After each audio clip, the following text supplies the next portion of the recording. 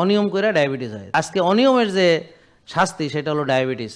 তাহলে আল্লাহ বলছেন হালাল তৈব খাইতে, কিন্তু আমি জম্মের খাওয়া খাই, গাড়া ভরে খাই, যা পাই তাই খাই। কোন কোন খাবার হালাল, কোনটা তৈব, কোনটা কি, কোনটা খবিস, এগুলো নিয়ে আমার ভাবনা নাই। খাইয়া যাইতেছি সমানে, পাইতেছি আর খাইতেছি। খাও দাও ফুর্তি করো, দুনিয়াটা মস্ত বড়।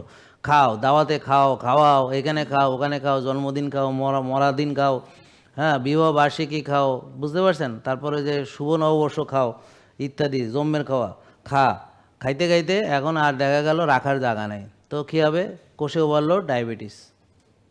ব্যায়ামও করে না, কায়িক শ্রমও করে না, রাতও জাগে, টেনশন করে। তো ডায়াবেটিস এই জন্য হয়, এছাড়া অন্য কোনো কারণ নেই।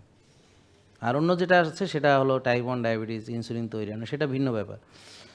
আর টাইপ 1 আলাদা, কিন্তু টাইপ 2 যেটা আমি যেটা বলছি, এটা হলো নিজের খাসিলিয়ত, নিজের প্রতি নিজের নিয়ন্ত্রণ নাই, মানুষের কথাই চলে, নিজের ভালো নিজে বুঝে না, নিজের জ্ঞান নাই, নিজের আবেগ নিজের নিয়ন্ত্রণে থাকে না, অপরে কি বলে হেটা দিয়ে চলে। হ্যার কোনটা ক্ষতি হবে ভালো হবে হেই বুঝ হ্যার নাই। হ্যার মাইয়া কি কইছে, হ্যার পোলায় কি কইছে, হ্যার মায়ে কি কইছে, আর বই কি কইছে, হ্যাঁ মানুষের কথা শুনে চলে। আর নিজেকে আল্লাহ মনে ওরে বিবেক দেয় নাই, ওরে বিবেকহীনভাবে তৈরি করছে, ওর কোনো ব্রেন দেয় নাই, ওটা কার জন্য কী ভালো সে নিজে বুঝতে পারে না।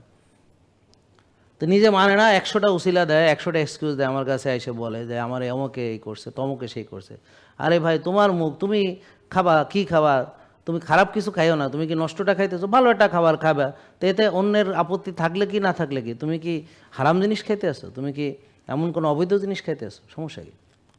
আর আমি এটা খাবো না, এটা আমার অধিকার, আমি এটা খাবো, এটাও আমার অধিকার। আমি চাইলে আমার মুখে কি দিব না দিব, এটা আমার আরেকজনের থেকে পরামর্শ নিতে হবে কি, আগে বুঝতে পারছেন?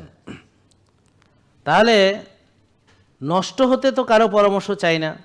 আজকে যে সুস্থ ছিলাম, এখন যে নষ্ট হয়েছে, এখন তো কারো পরামর্শ ছাড়াই নষ্ট হইতে পারছে।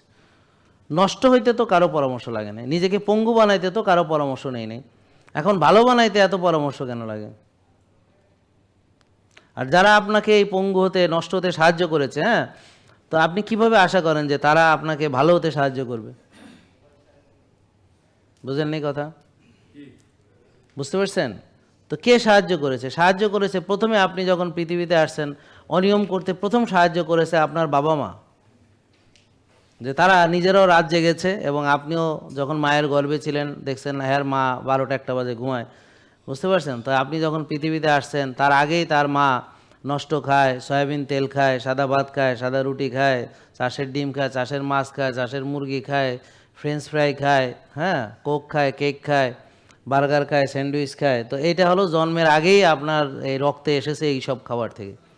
জেকে লাইফস্টাইল লিমিটেড, ওষুধ মুক্ত সুস্থ জীবন।